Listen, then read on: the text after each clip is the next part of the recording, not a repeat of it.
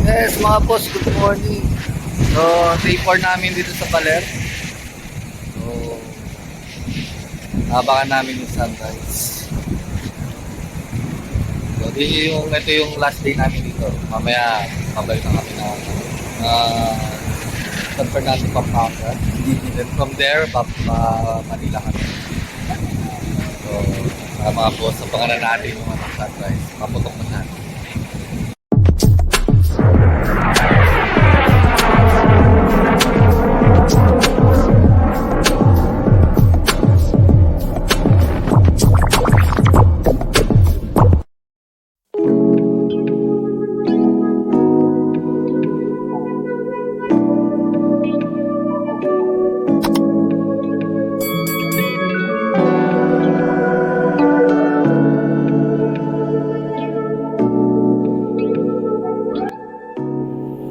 Dito kami nag-stay mga boss sa compound na ito.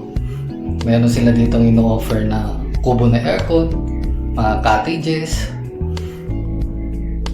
Kami, nung nag-stay kami rito, nagtayo kami ng mga tent.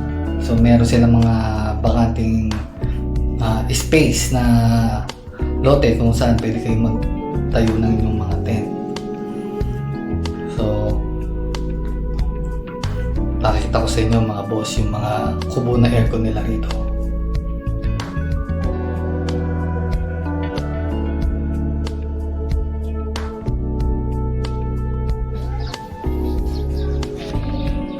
Ayan mga boss yung mga kubo na aircon dito. Ayan yung mga kubo nila na air condition na good for family na merong 6 packs. Pakita ko sa inyo yung kung ano yung sa amin, kung ano yung in-avail namin dito sa compound nila.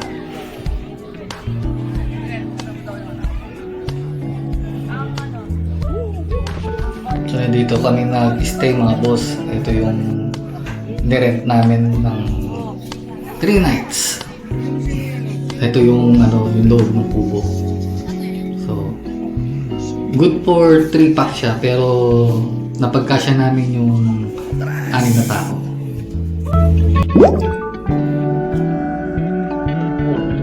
So mga boss, dito sa campsite na tinuluyan namin, nandito pala yung yung dog surfer. Ito pala yun. Yung aso ni Kuya Ed. Sit down! Sit down! Sit down! Oh, kung meron kayong napabalita na napanood sa TV, hindi ko alam kung anong programa na documentary sa station. Merong dog surfer dito sa Baler. Ito pala yun. Belgian. Freeman. Oo, sit down lang. Sit down lang. Ayan. So bibigyan ko kayo ng clip. Makakukuha na tayo ng clip sa YouTube siguro para makita nyo na siya yun. Yung dog surfer. Freeman. Mabait yan. Kahit kangin sumasama. Kakaibang Belgian siya. Hindi siya yung wild. Okay. Sanay siya sa tao. Ano masasabi mo? Ang masasabi yung Freeman daw. Sige. So ayan mga boss, day 4 namin. Paalis na kami dito sa site. So bago kami umalis, i-interview na natin si Kuya Ed. Siya yung namamahala dito sa site na kung saan kami nag-stay.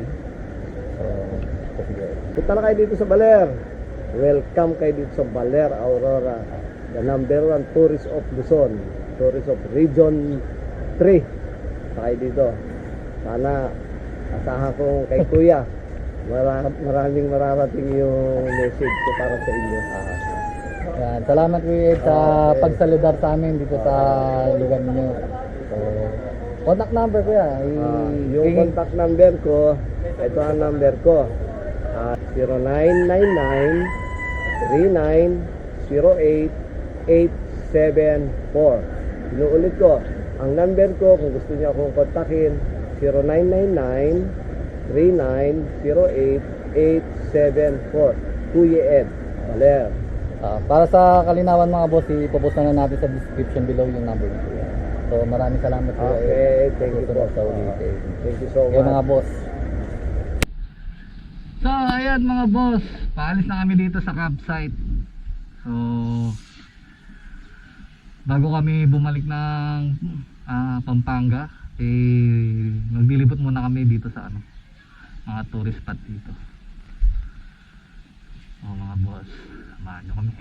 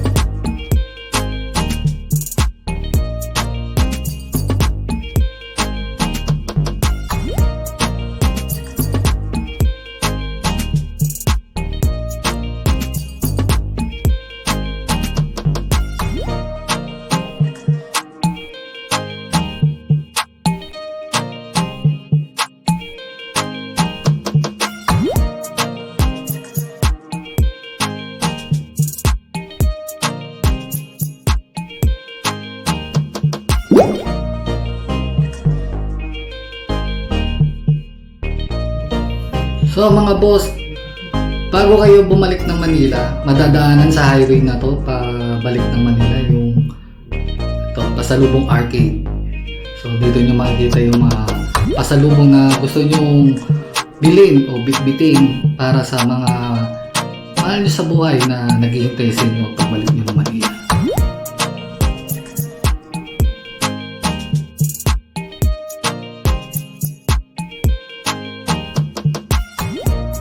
So yan, meron silang mga tinitindang iba't ibang flavor ng suka. Sukang atsara, basta maraming klase ng suka. Saka mga sweets, minatamis. Meron sila rito, mga handicrafts. Pwede kayong mamili rito mga boss. So bago kayo bumalik ng Manila, try nyo yung pasyalan dito sa pasalubong arcade na matatagpuan nyo sa highway na pabalik ng Manila.